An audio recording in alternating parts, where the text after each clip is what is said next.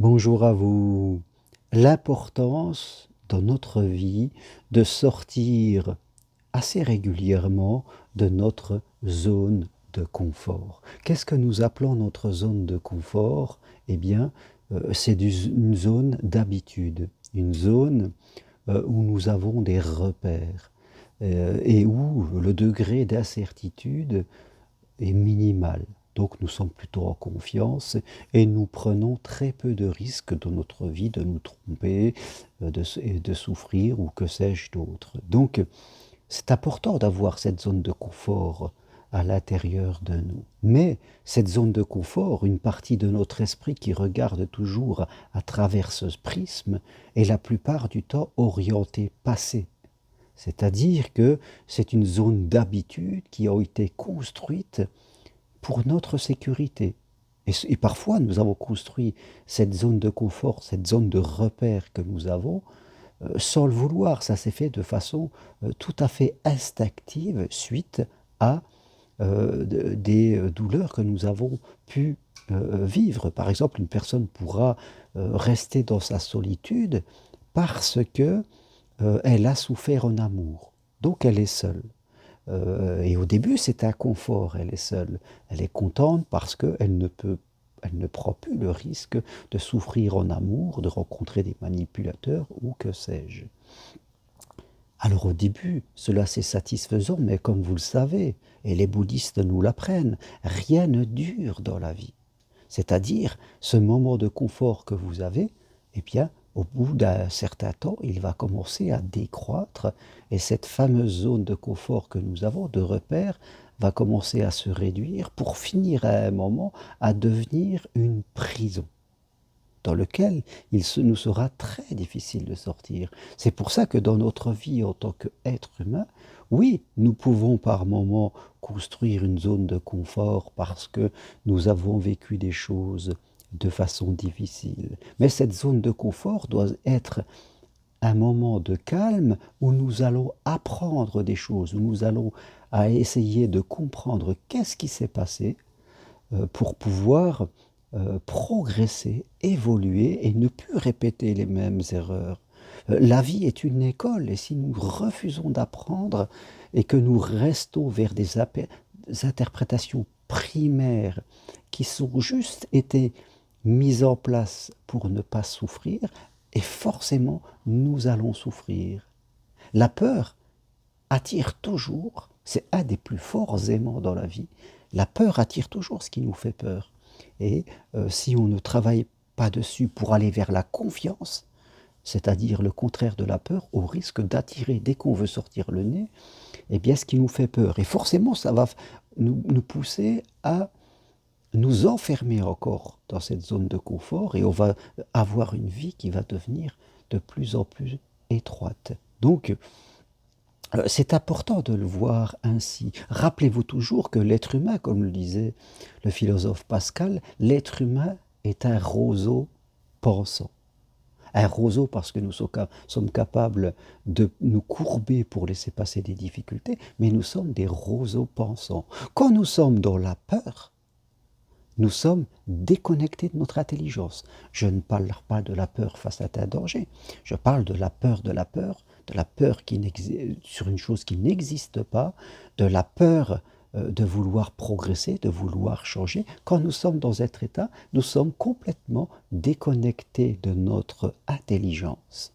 Nous sommes dans le cerveau reptilien à vivre comme un animal peureux. Et il ne faut pas rester ainsi parce que la vie est vraiment triste et souffrante. Vous êtes un être humain, donc doté d'une intelligence, et vous devez être capable de progresser, de comprendre ce que vous devez faire pour que les choses ne se répètent plus. Que ce soit dans votre vie sentimentale ou dans votre vie professionnelle, familiale, dans les relations avec les autres, c'est important. Dans la vie, nous devons toujours peut-être faire des pauses dans une zone de confort d'habitude et après en sortir.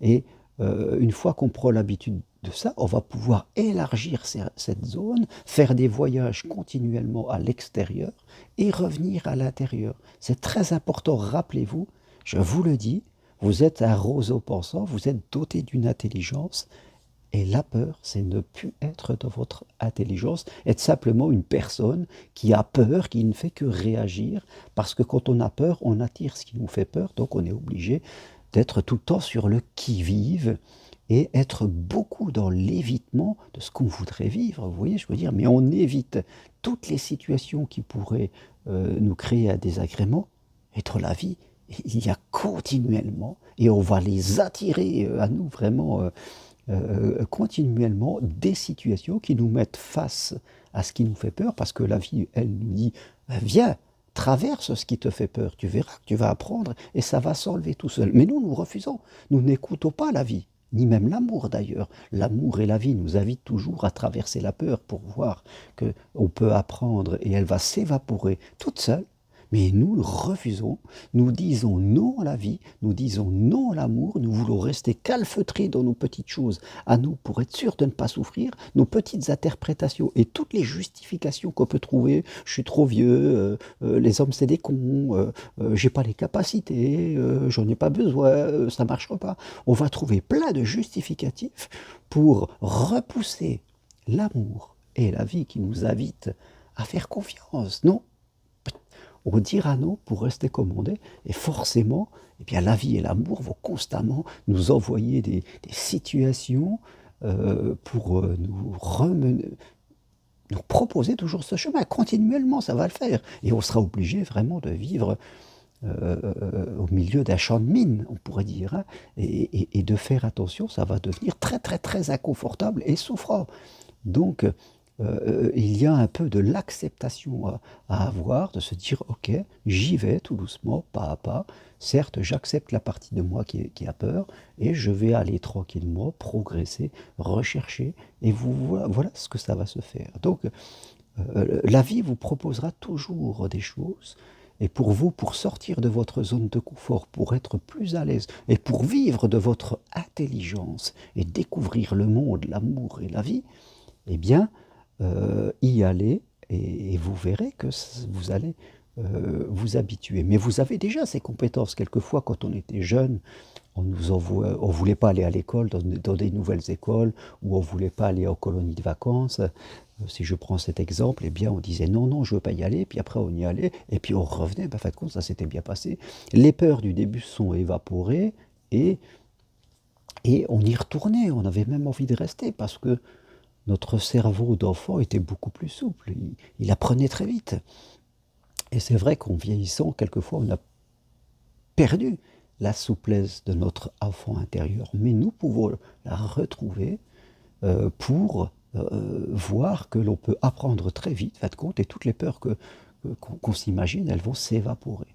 Mais plus on essaye d'éviter une peur, plus elle nous grandit. C'est le principe, hein. Plus on le regarde, plus elle s'enfuit, la peur. Donc, ce qui est important aujourd'hui, c'est de comprendre que certes, vous avez une zone d'habitude, mais vous devez toujours faire des voyages hors de cette zone d'habitude pour garder vraiment une souplesse mentale.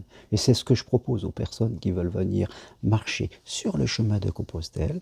Venez 4 jours ou 5 jours l'année prochaine marcher. Là, ça vous fera une sortie de zone, mais confortable. Et vous pourrez apprendre à être mieux, à revenir chez vous, et revenir chez vous avec cette sensation d'avoir appris des choses, d'être plus souple, plus fluide dans la vie, et surtout d'arrêter de combattre. La vie, c'est pas un combat de boxe. On ne peut pas vivre comme ça avec un combat de boxe, avec un bouclier, avec une épée, toujours dans la peur, parce que là, notre vie va vraiment devenir une galère. Voilà ce que je voulais partager avec vous aujourd'hui. Choisissez de sortir de votre zone de confort pour être de plus en plus fluide, de plus en plus bien avec l'amour et la vie. Si vous voulez aller plus loin, prenez rendez-vous avec moi. C'est possible de chez vous, à distance, par Skype, WhatsApp, téléphone. Tout ce qu'il y a pour me contacter sur le texte qui accompagne cette vidéo ou sur mon site germainroncari.com, et venez marcher sur le chemin de Compostelle, marche d'évolution spirituelle. L'année prochaine, ça commence en avril. Demandez-moi les programmes, je vous les envoie. Inscrivez-vous dans une ambiance super familiale et super cool. Ça sera vraiment une superbe expérience. Merci si vous aimez, appuyez sur j'aime, et je vous dis à bientôt.